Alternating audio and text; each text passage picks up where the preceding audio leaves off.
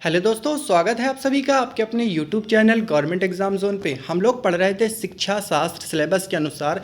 उसके अगले टॉपिक में हम लोग देखेंगे आज कौन सा टॉपिक है। आज है सतत एवं व्यापक आकलन, यानी कि कंटिन्यूअस एंड कम्प्रीहेंसिव असेसमेंट। जो बच्चों का रचनात्मक एवं योगात्मक आकलन किया जाता है, उसके बारे में कुछ विशिष्ट प्रकार के महत्वपूर्ण तथ्य हम आपके सामने लेकर आए हैं और देखेंगे इसमें क्या क्या महत्वपूर्ण बातें कही गई हैं और इसको हमारे अपने जीवन में किस तरीके से उतारना है।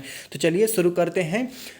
शुरू करने से पहले हम आपसे एक बात ये कहना चाहेंगे कि अगर आपने अभी तक चैनल को सब्सक्राइब नहीं किया है तो चैनल को सब्सक्राइब कर लें, बेल आइकन को प्रेस कर लें।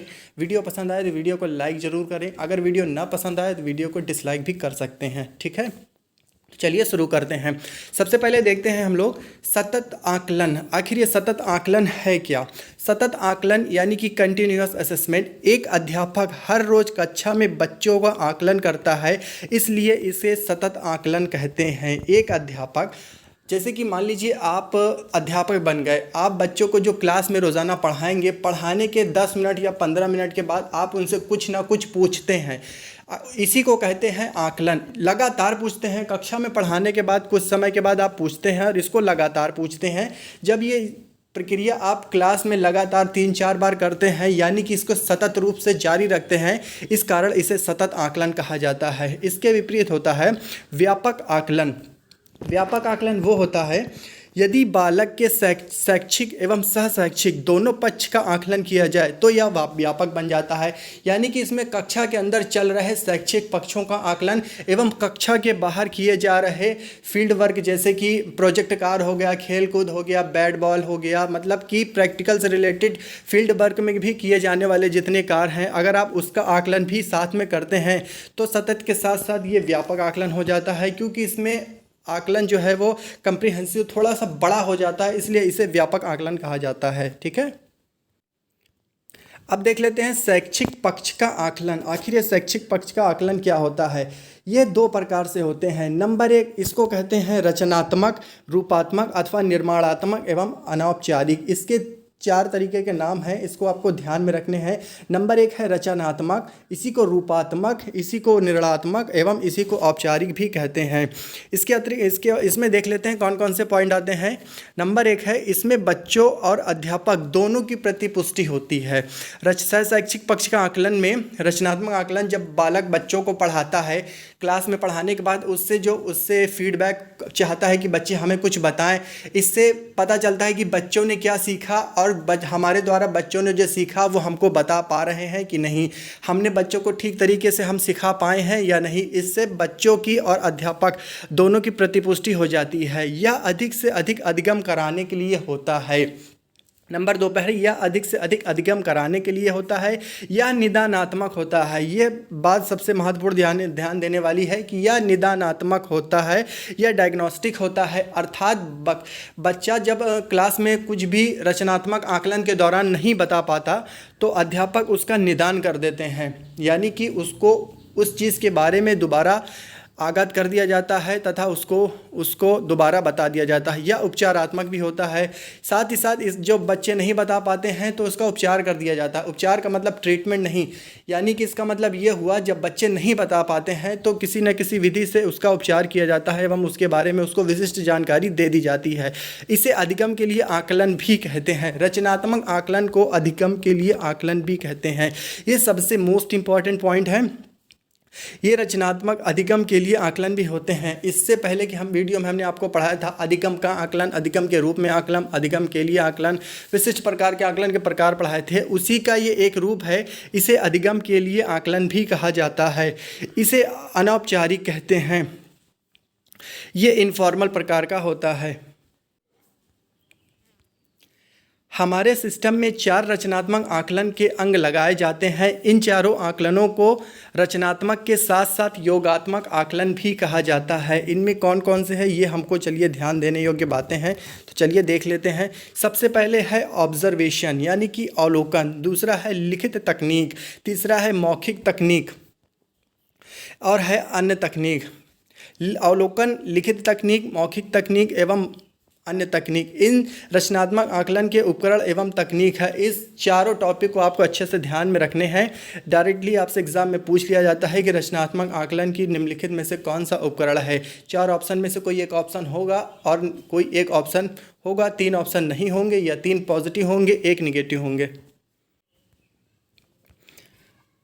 अगला है योगात्मक। इसी को सारांशात्मक एवं संकलनात्मक एवं औपचारिक आकलन भी कहते हैं।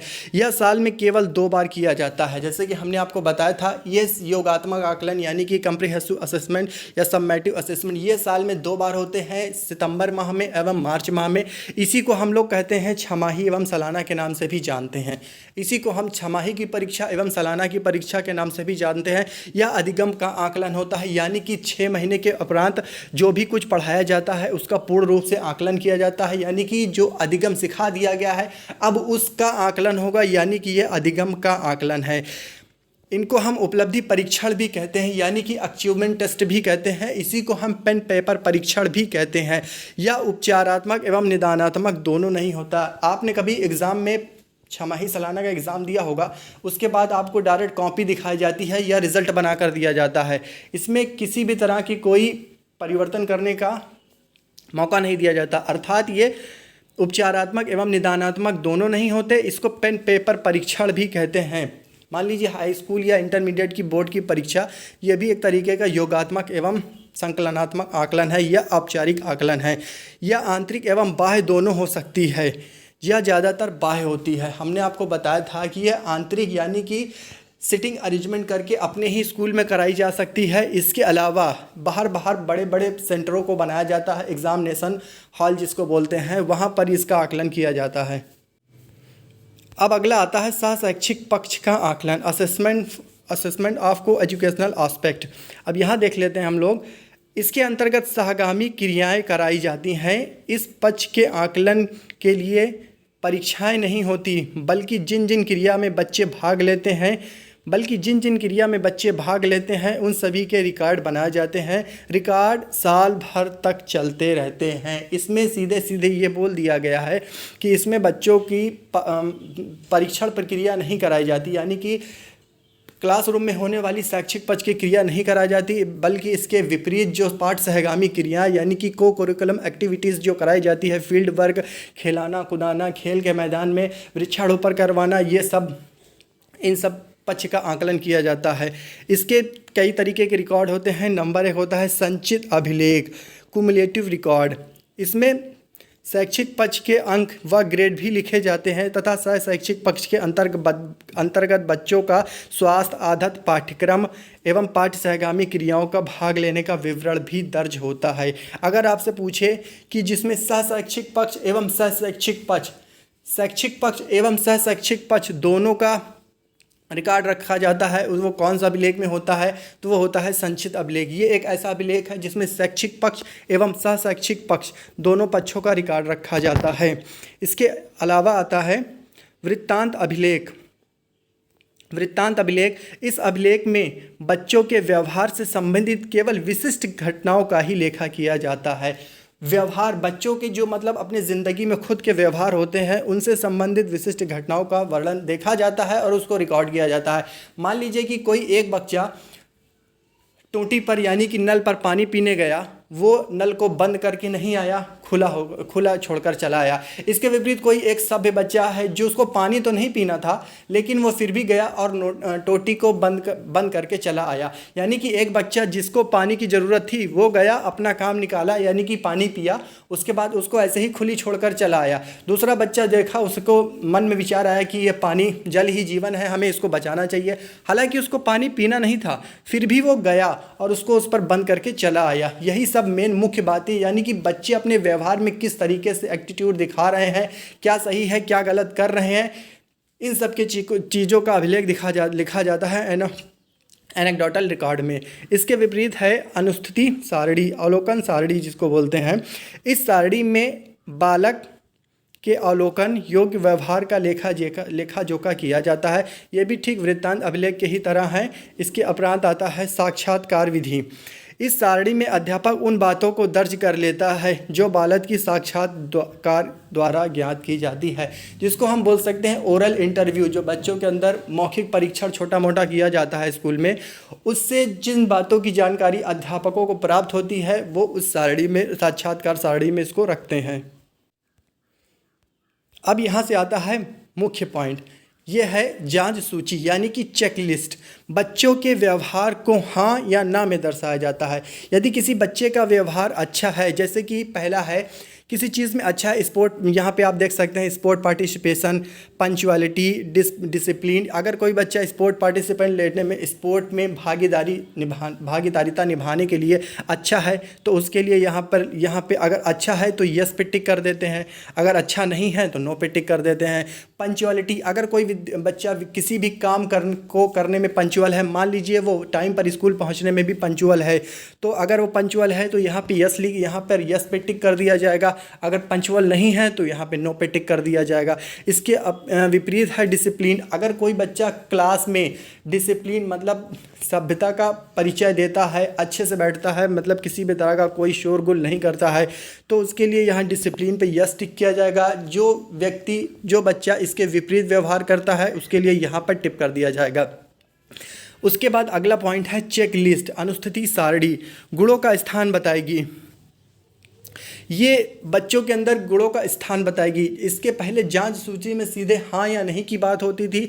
अब यहाँ पर कोई भी काम होगा तो उसको 3 कैटेगरी में बांट लिया जाता है, एवरेज, गुड एवं वेरी गुड। अब यहाँ पे देखते हैं कि कोई बच्चा स्पोर्ट पार्टिसिपेशन में कैसा है, पाठ्य सहगामी क्रियाओं में भाग लेने में वो किस तरह से अपना व्यवहार प्रदर्शन कर रहा है। अगर बहुत अच्छा व्यवहार का प्रदर्शन कर रहा है, लगभग सभी खेलों में भाग लेता है तो उसे वेरी गुड कहेंगे। अगर कुछ एक खेलों में भाग लेता है तो उसको गुड कहेंगे, या बहुत ही कम खेलों में भाग लेता है तो इसको एवरेज कहेंगे। बोल सकते हैं कि किसी भी अच्छाई की 3 कैटेगरी हैं, वेरी गुड, गुड एवं एवरेज। तो जिस पार्टी में वो रहेगा उस पार्टी में उसको दर्शा दिया जाता है। अब जैसे आगे आ गया समाज मिति, ये सोशियोमेट्रिक, ये बहुत ही इम्पॉर्टेंट है। इसका हमारे समाज में ये बहुत ही आपको लोकल पब्लिक प्लेस में आपको देखने को मिल जाएगा। अध्यापक बच्चों के गुणों का पता उनके सहपाठियों से लगा लेता है और इससे वह समाज मिति का निर्माण करता है। जैसे कि किसी बच्चे की गुण का पता लगाना है तो अध्यापक उस बच्चे से डायरेक्ट नहीं पूछेगा, बल्कि उसके साथ रहने वाले, उसके साथ खाने पीने वाले, टहलने वाले जितने भी बच्चे होंगे, बोल सकते हैं उनके सहपाठी, घर, फ्रेंड सर्किल जो होगा, उनसे उस बच्चे के बारे में पूछ कर पता लगाया जाता है।